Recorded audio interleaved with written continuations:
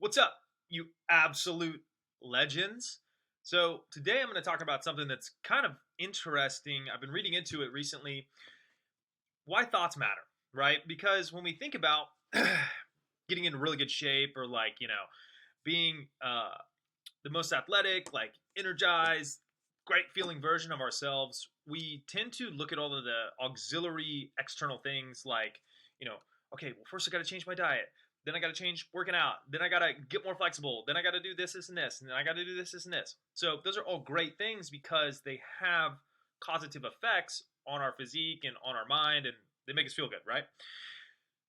The thing is, though, all of those things, if you think about working out, you'll work out for, say, like an hour, right? Or you'll eat good, eat 3 meals a day, right? So you do that like a couple times a day. The thing that we do the most of throughout the day is think thoughts, because on average the mind cycles through about 60,000 thoughts per day. So when we look at optimizing our body, right, in the previous video we talked about optimizing the hardware, which is the actual brain, getting it, reduced inflammation, better cognitive ability, all that stuff's great. So that's the hardware, right? Thinking and thoughts are the software that the brain uses, kind of like computer programs. So why is it important to, what Emmett Fox calls mental diet, or why is it important to change the content and the quality of your thoughts and your thinking patterns? Well, for neuroplasticity reasons, what you think repeatedly basically fires off neurological connections in your brain and forms synapse clusters, which are easier to fire off the more you repeat them.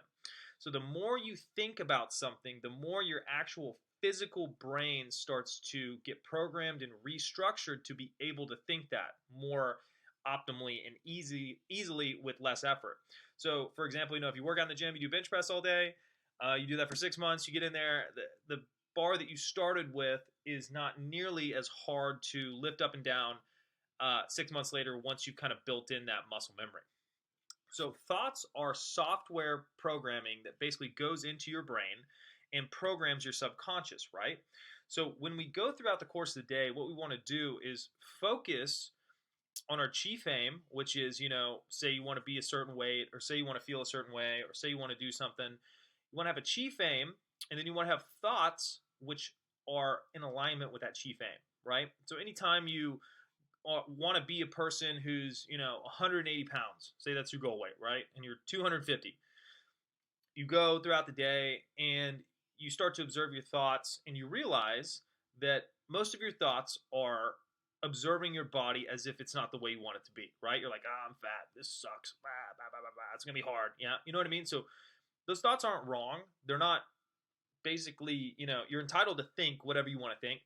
But if we're looking at it from an accuracy standpoint, we would want to change those thoughts, even though our physical apparatus may not be 180 pounds, but we would want to internally start programming the software as if it were 180 pounds, even though we're 250, right?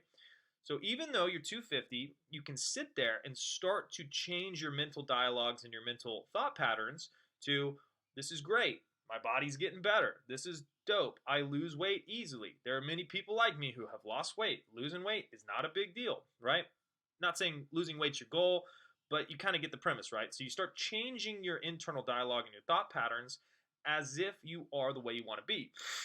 Now, from a scientific standpoint, what this does is it, first of all, it reorganizes your mental synapse in your brain. So it builds new connective neurons, right? So every time you think a thought repeatedly, that becomes a belief system. A belief system are just thoughts and phrases that you've repeated a ton of times until your body and your subconscious don't have any contrary belief patterns to them. So you just assume that that's the way they are, right?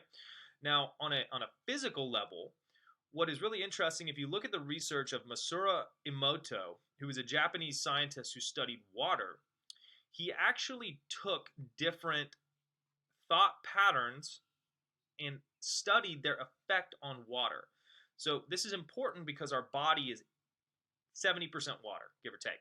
So what Masaru Emoto found is that if you literally sat into a room and you looked at water and you perceived it and thought, this, like, I hate you, this water is this, and this, like, this water is gross, this is a dirty, gross water. And then you took the same water, it's crazy, but hear me out. And you took the same water and you're like, I love you, this is the best, this is the best fucking water ever, like, this water rocks. And what you would do is you take those two waters after you concentrated a negative emotion and a positive emotion into it, and you froze the water. The crystalline patterns of the water that was negatively infused was jagged, sharper edges, looked like it was distorted. It had all of these inharmonious structures in it. And when you looked at the positive water, once it was frozen into like little snowflakes, it was very symmetrical. It was crystalline. It looked really good. And it was like very, very, I'll reiterate, symmetrical and precise looking, like a nice little snowflake, right? So what is the importance of this, right? So when we are mental dieting and changing our thoughts, we also want to pay attention to the emotional quality of the thought, right? So not only do we want to think, basically as if we were the version of ourselves that we want to be, we want to think those thoughts in ways that feel good to think them, because the emotional, vibratory aspects of those thinking patterns will affect our physiology. Because our body is 70% water and we think 60,000 thoughts per day, being able to mold and craft the quality of our thoughts in such a way that they are essentially affecting that water in a positive way can have massive, drastic impacts on our physiological health. So that's probably way too much of a deep dive on why thoughts matter, but being able to mental diet and control your thought patterns in a way that allows you to think better of yourself doesn't just have like a mindset component. There's a physiological aspect in the neurological synapse of your brain. And additionally, since you're primarily water, if you have good quality thinking patterns, it will actually restructure the water in your body to help you feel better, help you look better, help you look more symmetrical, and basically promote harmony over disharmony in your body. So I hope this is a good breakdown of kind of why thinking patterns and thoughts matter. Oftentimes when we try to get in really good shape, it's something that's overlooked simply because we do it so much, it's right in front of our face.